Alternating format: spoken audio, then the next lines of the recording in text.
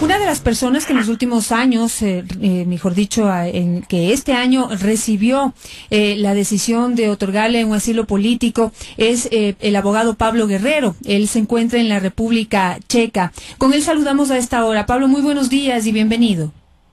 Janet, buenos días, a las órdenes. Bueno, a lo largo de nuestro programa estamos analizando el tema de los asilos políticos y diplomáticos. Hemos tratado de establecer un poco cuál es la diferencia entre un asilo político y un asilo diplomático, pero también hemos analizado también que somos un país que pedimos mucho asilo político por las circunstancias que pues se desarrollan aquí en el tema político o en el tema legal.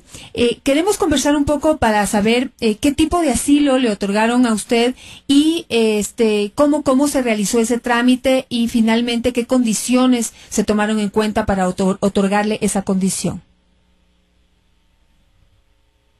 Yo quiero empezar señalando lo siguiente.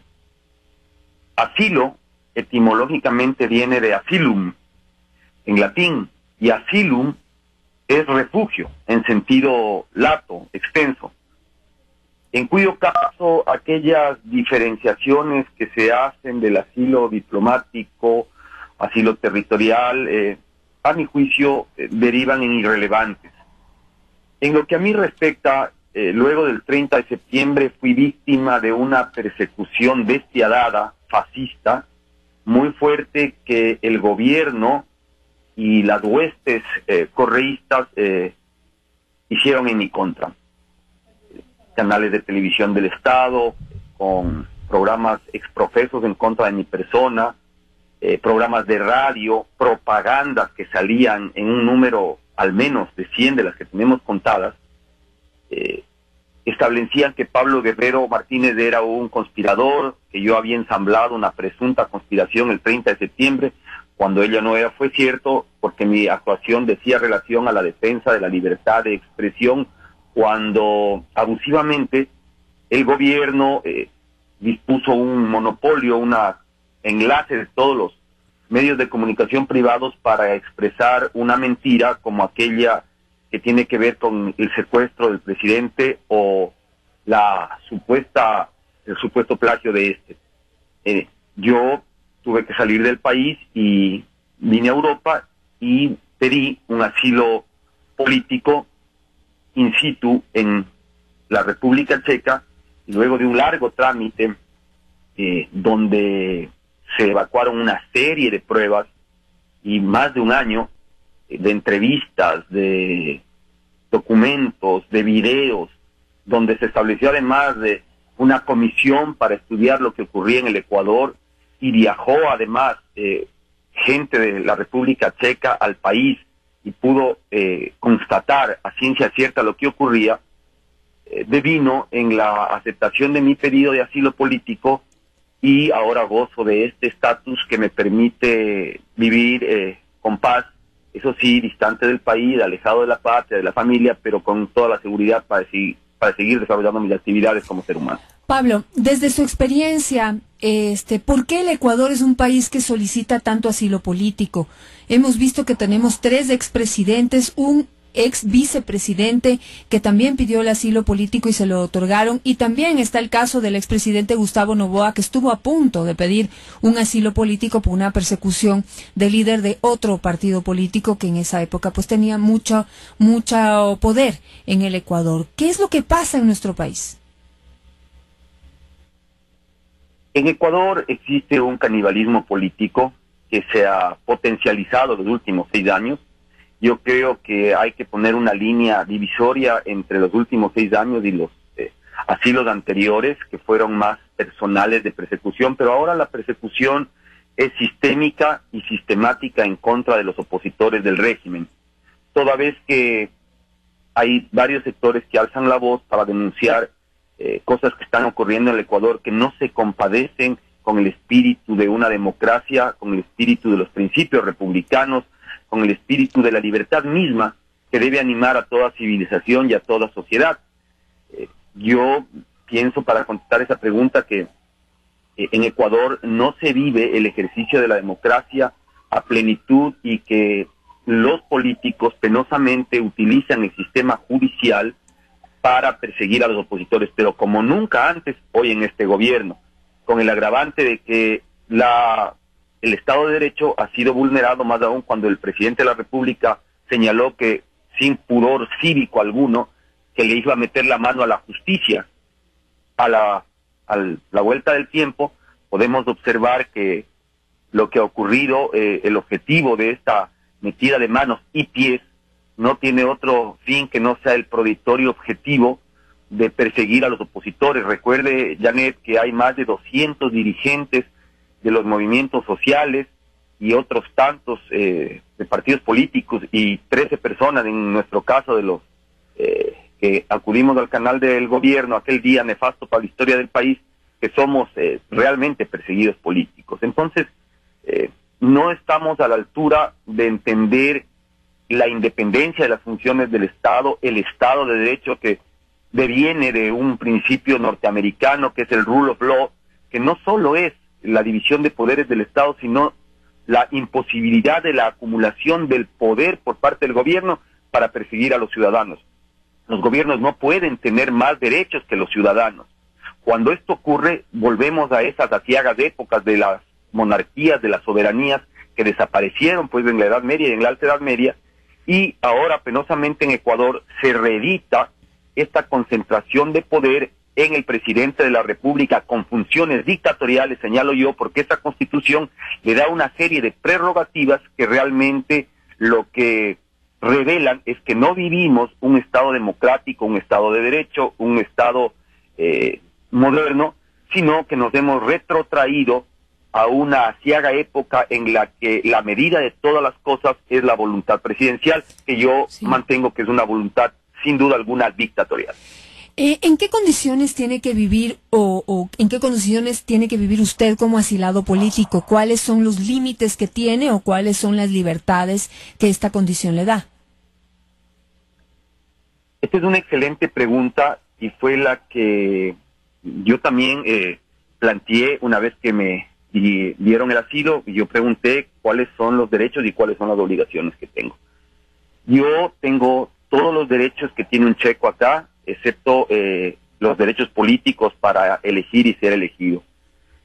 Obligaciones, tengo las obligaciones normales del imperio de la ley checa, que tiene todo ciudadano checo, obviamente cumplir la ley, no violarla, y además tengo la posibilidad de expresarme sin limitación alguna de lo que ocurre en Ecuador, sin ninguna cortapisa. No tengo la obligación de guardar silencio sobre temas políticos de mi país. Por eso mantengo una dinámica acción con respecto a lo que ocurre en el Ecuador, asesoro, doy consultorías, trato de dar mi criterio y apoyar pues en la denuncia en estas latitudes de lo que ocurre en el Ecuador, que ya conocen obviamente que el país está alineado, el gobierno del país está alineado con esa tenebrosa posición fanática del socialismo del siglo XXI que quiere concentrar poder y acabar con los derechos de propiedad y el Estado de Derecho de los países occidentales, ¿no?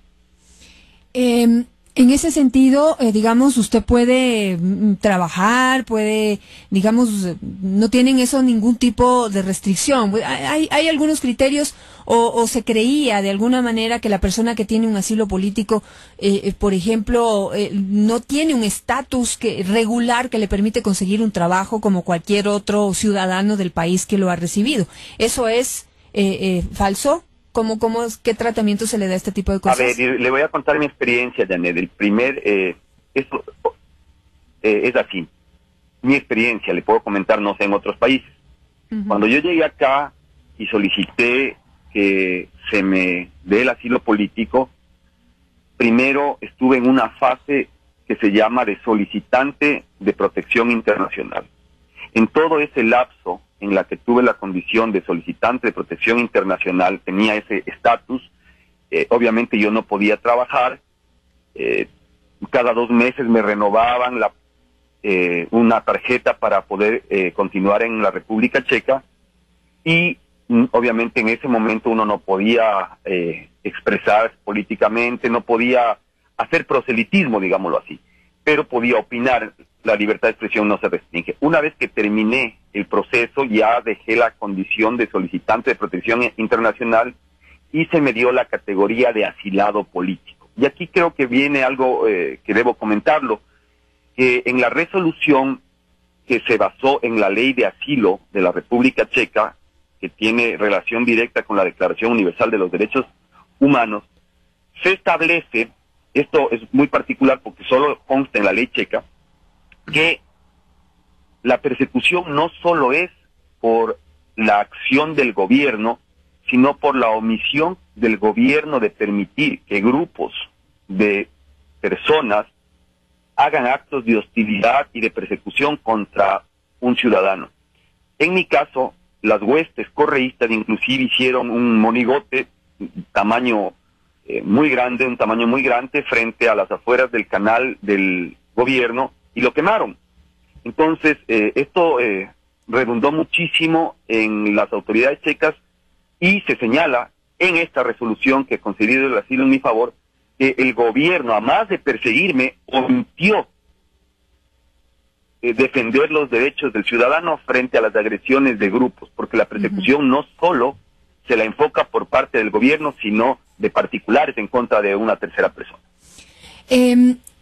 ¿Por qué en la República Checa? ¿Por qué acudir a este país y no tal vez algo más cercano, más conocido, como España, por ejemplo, como Inglaterra, tal vez, como Suecia, que es ya un poco más distante de nosotros, pero digamos que son países como más conocidos, más de alguna manera sabemos un poco más acerca de esos países. ¿Qué le atrajo a usted de República Checa o qué estudió usted en ese país que le podía ser beneficioso? La República Checa, al igual que muchos países de la Europa del Este, vivieron bajo la influencia nefasta de gobiernos totalitarios. Yo soy un admirador del presidente Václav Havel, que falleció, un hombre destacadísimo que luchó en la revolución por encontrar nuevamente la libertad de este país, la primavera, la revolución de Terciopelo. Él dirigió, entre otros, la revolución de Terciopelo y pienso que este país podía comprender bien la situación de lo que ocurría en Ecuador y no me equivoqué. Y si cualquier persona revisa, además, en el Google, en medios informáticos que están en línea, se puede establecer que la República Checa es de los países que en Europa menos asilos políticos dan. Esto parecería un contrasentido, pero yo tuve la certeza, luego de hacer un profundo análisis de varios países, que debía venir acá porque ellos podían comprender mi situación, porque la constitución socialista que tuvo este país, totalitaria, es muy parecida a la constitución actual que tiene el Ecuador, donde no hay soberanía, donde no hay división de poderes del Estado, donde la propiedad privada está restringida, donde la libertad de pensamiento y de expresión son arbitrariamente coaccionadas. Entonces, mi decisión la tomé sobre la base de un profundo análisis de lo que ocurría en Europa y acerté, acá entendieron completamente mi problema y pude contrastar y encontrar ciertas simetrías y analogías de lo que ocurría en la Europa comunista de la República Checa con lo que ocurre ahora en Ecuador dentro del contexto de este socialismo del siglo XXI, que es el tránsito definitivo a un neocomunismo. Pablo, ¿el asilo político tiene un tiempo? Es decir, ¿o es ilimitado el tiempo, indefinido el tiempo que usted se puede quedar allá en ese país? El texto de la resolución que se concede en mi favor dice que se me da el asilo por 10 años y con derecho a 10 años más renovables. Yo tengo toda la esperanza que Ecuador está levantándose del letargo y del sopor de la que es víctima por la cantidad de propaganda totalitaria que hay con dineros del pueblo ecuatoriano, para que en las próximas elecciones, más allá de todas las vicisitudes que tiene ahora el Consejo Nacional Electoral, todas las trampas, la propaganda, las condiciones adversas que tienen los movimientos y partidos políticos de oposición para confrontar al gobierno, tengo la certeza que el Ecuador va a votar por un nuevo presidente en las próximas elecciones y esto me posibilitará regresar. Si aquello no ocurre, yo tengo acá el derecho a estar de 10 años. Pero obviamente mi corazón, mi espíritu habita en el Ecuador, porque tengo familia, tengo lo que todo ciudadano deja en un país, ¿no? familia, hijos, padres, profesión, y esto ha sido, claro, un golpe muy duro para mí, no obstante que acá la paso ocupado en temas académicos, en temas de aprendizaje también, doy conferencias, también recibo conferencias, y esto me permite tener el tiempo ocupado, pero obviamente mi corazón, mi alma se encuentra en Ecuador. Pablo, por último, quisiera saber, pues usted que está allá, que está pues con esta condición de asilado político, ¿qué es lo que se escucha en el exterior del Ecuador? Toda vez que, por ejemplo, hay un caso como el suyo, y por otro lado, el mundo hoy está mirando el tema del asilo político a Julian Assange, el supuesto adalid de la libertad de expresión. Entonces, ¿qué criterios se vierten alrededor de estas incoherencias que tal vez pueda cometer el gobierno ecuatoriano? Bueno, esto yo le puedo contestar desde el enfoque del ambiente académico en el que yo me muevo. El artículo 14 de la Declaración de los Derechos Humanos establece que toda persona tiene derecho a pedir asilo político cuando es perseguido por razones políticas, entre otras, también raciales, religiosas. Pero ese mismo artículo establece una excepción que dice que si la persecución se origina en delitos comunes, no podrá tener cualquier ciudadano del mundo ese derecho. En el caso de Suecia se conoce público y notorio que el señor Assange tiene cargos por la justicia sueca de haber presuntamente cometido delitos contra las libertades sexuales. Y aquí yo quiero decir algo que es muy importante, que en el Ecuador no se ha comentado. Suecia es el país con la legislación más desarrollada en lo que respecta a las libertades sexuales de las mujeres.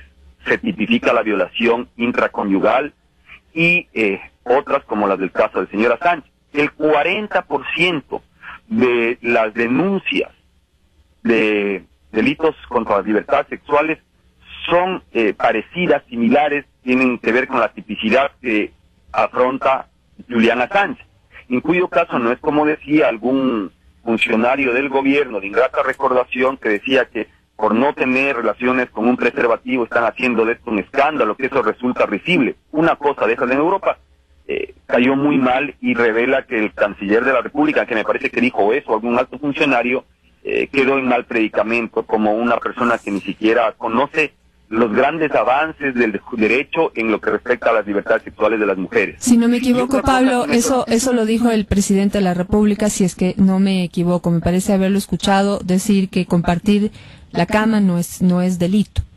Eso quizá se fue... da cuenta, Janet. Bueno, eso, el presidente ya cualquier cosa no me sorprende si dijo que él es el jefe del Estado, que le mete la mano a la justicia. Pero aquí viene algo muy, muy interesante en el tema de Julian Assange, que no es visto como un personaje de la defensa de la libertad de expresión, sino como un pirata informático que se robó información reservada, como la que puede tener cualquiera de los radioescuchas en su Facebook o en Google. Y además, bien vale la pena notar esto, que en los grupos feministas de izquierda es sorprendente que no han dicho nada con respecto a este desarrollo de las libertades y de los derechos sexuales de las mujeres en Suecia. No hay grupo de los movimientos feministas del Ecuador que hayan salido a darle el beneficio de la duda a estas dos chicas que han denunciado este hecho, que no es un tema excepcional en Suecia, es normal, y ojalá en el Ecuador haya ese tipo de legislación algún rato para que el machismo no se imponga, cuya apología se está trasluciendo en el discurso presidencial y oficial con el caso del señor Julian Assange. Perfecto, muchísimas gracias a Pablo Guerrero por esta conversación. Le deseamos mucha suerte en esta estadía larga, ojalá no tanto, allá en la República Checa, y seguiremos en contacto pues para poder saber qué sucede con su persona allá, Pablo. Así que le deseo mucha suerte, espero que pronto pueda regresar. Janet, muchas gracias por la oportunidad. Y a los ecuatorianos, como para despedirme, que no pierdan la fe en la libertad y que no se dejen confundir que por un poco de asfalto repavimentado en las carreteras se puede conceder lo más sagrado que tiene el ser humano, que es la vida y la libertad. Esto es El Mundo en 7 días. Enseguida regresa Janet Inostroza con El Mundo.